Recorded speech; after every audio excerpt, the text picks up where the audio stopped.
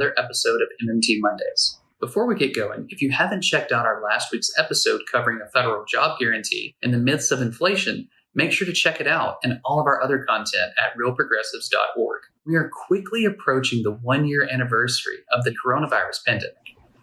While the number of cases and deaths and unemployed quickly skyrocketed, our economy took a nosedive. The pandemic created both a public health and economic crisis and revealed the weakness of mainstream economic responses. Over the following 2 weeks, the Federal Reserve pushed out 15 different announcements, including the $2.3 trillion CARES Act to calm financial markets and sustain the flow of credit.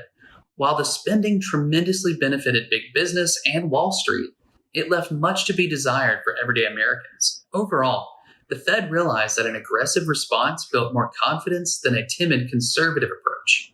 As we will see in our first video, this idea to pump up the creation of money to help the economy is not some new breakthrough or some crazy new idea. Way back in 2011, Warren Mosler, who is considered to be the originator of modern monetary theory, explained how more federal spending was necessary to help the economy recover from the Great Recession of 2007 to 2008. In an interview with host Stuart Varney, Mosler explained that a payroll tax holiday for everyone would pump more money into the economy. If the working class is given a break on their taxes, they don't send it to some offshore account. They spend it. Mosler goes on to explain that government spending isn't constrained by the revenues, so tax functions to regulate the demand but not increase revenues. Mosler used this explanation to explain how the government could have and should have sent a $150 billion state bailout.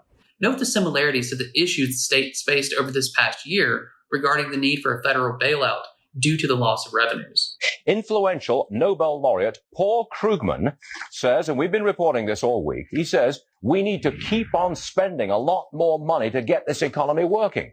Well, our next guest agrees with Paul Krugman. He is Warren Mosler. He's Associate Fellow with the Center for Economic and Public Policy. He joins the company now. So we've got a series of people on this program who support more spending now, more stimulus, okay? And you do too, I believe.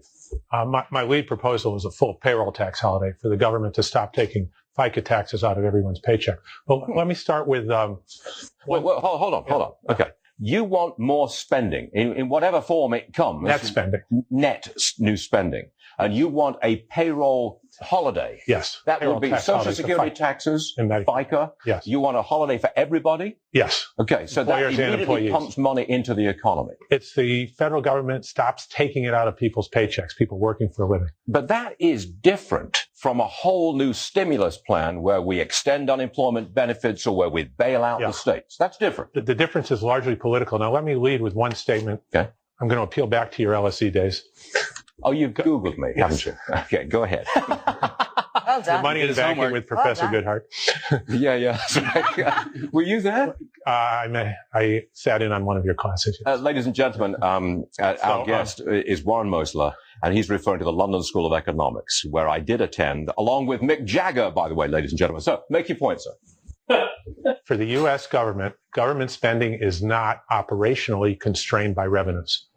And therefore, taxes function to regulate aggregate demand and not to collect revenue per se. Well, you totally lost us all now. Oh, I didn't lose you, though. Okay, now just put the FICA thing on one side, yes, the tax holiday. Put that on one side. Yes. Do you support the current spending plans which are before Congress, namely an extension of unemployment benefits and a bailout of the state to tens of billions of dollars? Now, that's flat out spending. Yes. Do you support that? I support, the short answer is yes, but I support the $150 billion of revenue distributions to the states on a per capita basis. Okay. So it's fair. Wait. Let's get this straight. That is federal money, $150 billion distributed around to all of the states. On a per capita basis. Helicopter money. Throw it out the door. Okay, so let me get back. That's what you want. That's your stimulus. There's only one kind of money. As Chairman Bernanke told us a year ago when he was asked where the hundreds of billions came from the banks, and he said, quote, "We use the computer to mark up the numbers in their accounts." That's where all government spending comes from, right down to the last Social Security check. Stuart Varney goes on to clutch his pearls and try to play the "but what about the deficit exploding" card. Mosler takes Varney back to Economics 101 and explains the benefits of a large federal deficit is not theory but operational fact. While Stuart Varney is better known recently for having meltdowns over Dr. Seuss compared to having a solid understanding of the economy, Seeing his head spin as this breaking news is comical, to say the least. And you understand what the deficit is from your school days, right? Well, look, that's all theoretical stuff. No. This is operational fact. I'm not talking any theory or philosophy here. Go on. Okay. When the government spends, it adds balances to reserve accounts at the Fed. These are checking accounts at the Fed. Okay. And when the government taxes, it subtracts money from checking accounts at the Fed. Net spending, deficit spending, is a net add of dollar net financial assets to the system. It's an accounting identity that the government deficit equals private sector savings. So we print non-government savings. We print it. Printing is a word that goes back to the gold standard. It's the ratio between printed money and the gold supply. It's not an applicable term. Warren, the applicable term is smart and intellectual and theoretical. Come on. This is the fundamental error that's been made and why we're in the situation we're in now. Okay. When you have a non-convertible currency and a floating exchange rate, all government spending is merely changing numbers in bank accounts. The person at the Treasury who changes numbers up, and the spending is operationally independent from the taxing. There's no operational constraint. I gotta go because I'm out of time and my head's spinning. And I've been under oath, by the way. In our second video, Mosler appears in a 2011 interview on CNBC's Squawk Box, explaining the need of a payroll tax holiday and why the concepts of debts are wrong. Mosler is confronted with the "how you going to pay for it" deflector questions. He goes on to explain how you have to take a look at how the federal government operates functionally when it taxes. When federal taxes are paid, they don't magically drop into some bank vault. The numbers are simply changed. A floating currency only serves to regulate aggregate demand, not raise revenue. Your general idea here that we have the concept of debts wrong, that the government, there really is no constraint as far as you're concerned in terms of the government printing money. Yeah, well, right now we're faced with an obvious enormous lack of aggregate demand in the country. We've gone to extreme measures, what we think are extreme measures, trying to do something about it: zero interest rates, quantitative easing, that type of thing. The obvious answer is simply a full payroll tax holiday, which has been proposed. But then the question comes up, what about the revenues? How are you going to pay for it? And the answer to that is you have to first look at what actually happens operationally when the government taxes. And you can see it on your screen at home when you have $5,000 in your account on your in your bank account, and you write a check to the government for $1,000. Well, what happens? Okay, the government the 5,000 suddenly changes to 4,000. All the government does is change the number down in your account. Okay, they don't get anything. There's no gold coin that drops into any box at the Internal Revenue Service or anything like that. They're just changing numbers down. Taxing, when you have a floating exchange rate, non-convertible currency, taxing functions to regulate aggregate demand. It doesn't actually collect revenue. And so we look at, well, how does the government spend if it's not taking in revenue through taxing or getting anything? And government spends simply by changing numbers up in someone's account. Now, did you bring that slide from? I wish I could do that in my personal checking account. I just well, you and I can't do that. Around and pretend. Right. You and I can't do that, but that's all the government can do. When Chairman Bernanke was asked by Pelley last May, where's this hundreds of billions of dollars coming from that's going to the banking system? He said, well, they have accounts at the Fed, and we just mark up the numbers in their accounts.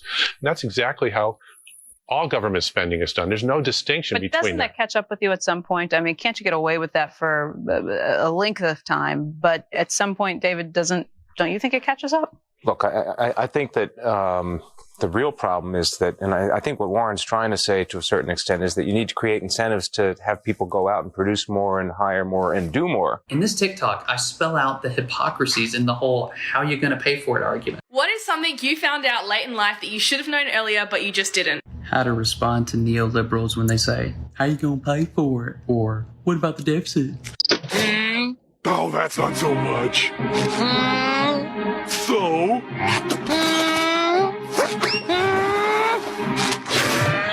Mosler finishes up his interview by spelling out his argument in crayon by comparing the government to a scorekeeper. Mosler shows that MMT isn't some new start, but how our monetary system has and will always work. We don't have to reinvent the wheel, but rather put that wheel on a vehicle that benefits the working class rather than the elite. The federal government neither has nor doesn't have dollars. It never has or doesn't have dollars. It's a scorekeeper. It spends by changing numbers up in bank accounts, and it taxes by changing numbers down. Okay, and so it's not the issue. Now, if the other thing that's out there is, okay, and if you ask any congressman, what we don't get from taxing, we're going to have to borrow from China and leave it for our children to pay back. So let's just take a quick look at what happened and how that actually works. So how does China get their money to begin with? Okay, they sell things to the United States. And how do they get paid? They get a credit in their reserve account at the Federal Reserve. Okay, now that functionally that's a checking account with a fancy name. It's the Federal Reserve Bank, so they call it a reserve account. Why does China buy Treasury securities? Because they pay a little bit more interest. So when they buy Treasury, what is a Treasury security? A Treasury security is nothing more than a savings account at the Federal Reserve Bank. You give the Fed money, you get it back with interest. That's all it is. Okay. So when China buys Treasury securities, what do? We debit their reserve account and we credit their securities account. We move money from their checking account at the Fed to their securities account at the Fed, okay, to their savings account. And then when we pay them back, and if you look at the total federal debt of $13 trillion, it's nothing more than $13 trillion in savings accounts at the Federal Reserve. Okay, and how do we pay that back? We do it every day. We take the money out of their savings account, we put it back in their checking account. It has nothing to do with the guy spending money. So you're saying we shouldn't be selling Treasury debt out there now? What I'm saying is, you should just be printing the money and crediting accounts. Okay, the term printing money is a distinction from gold standard and fixed exchange rate. I mean, that's not even an applicable distinction, right? Right. We have to look at what we actually do. This is what I'm talking about is the actual monetary operations. There's no other choice. This is how it's always been done and always will be done. Our final video is a clip from December of last year. In this video, Varney goes on to echo the same old bad faith, hypocritical argument, how he believes the far left is using MMT as a way to pay for everything. While Varney believes that he is debunking MMT as a myth, he only highlights the fact that he has no understanding of how a macroeconomy works or what a far-left political party actually looks like. Instead of being able to provide coherent logic, he looks like a condescending elitist that could give two shits helping out people struggling in the middle of a pandemic. Varney states that it is lunacy to just open the money spigot to pay for $2,000 months for working families, $600 a week for unemployed, end homelessness, and give everyone a job. Because actually wanting to help people who are facing severe debt and losing their homes through no fault of their own due to a pandemic must be one of those evil, far less socialist ideas, right? Overall, though, Varney's attempts to deride Mosler and MMT only shows just how out of touch he and other neolibs are with the struggle of everyday working class people. Oh, watch out, world. Here comes modern monetary theory. Never heard of it? Well, you soon will. This is how the far left will pay for everything. Bear with me here, please. Just bear with me. This is not technical. It's not complicated. It's really very simple. Modern monetary theory says printing money has no consequences. Just print what you need so you get what you want. Easy. Alexandria Ocasio-Cortez is a follower of this theory. To cover the astronomical cost of the Green New Deal, she would just turn on the printing presses. After all, she says, if we can bail out the banks, why can't we bail out the planet? Bernie Sanders knows that taxing the rich will never bring in enough money to pay for all of his socialist dreams, so just open the money spigot. $2,000 a month for all working class families, $600 a week for everybody who's unemployed, end homelessness, give everybody a job, no problem. You can afford anything if you just print enough money. Stephanie Kelton is professor of economics at Stony Brook University. She is a modern monetary theorist and advised both AOC and Bernie Sanders. She says, quote, to save the planet and fix historical inequities, we must give up our obsession with trying to pay for everything. Just print it. And she says, you can have it all. These ideas are now firmly installed within the Democrat Party. Modern monetary theory is the holy grail they've been waiting for because they think they can get anything they want and never have to really pay for it. I'll leave it to others to debunk this theory. I just want everyone to be aware of what's coming. The utter debasement of the US dollar. Hardly a brave new world. More like a disastrous leap in the dark. As you can see, time and again, Mosler proved that MMT isn't some new start, but how our monetary system has and always will work. We don't have to reinvent the wheel, but rather put the wheel on a vehicle that benefits the working class rather than the elite. The same arguments that Mosler was making about the need to spend to speed up an economy recovery still rings true today. Just like Dr. Stephanie Kelton stated, In order to save the planet and fix historic inequities, we must finally give up this obsession with figuring out how to pay for everything. If you enjoyed tonight's video, make sure to check us out at realprogressives.org and subscribe to get notifications on new video streams in our YouTube, Periscope, Facebook, and Rockfin channels.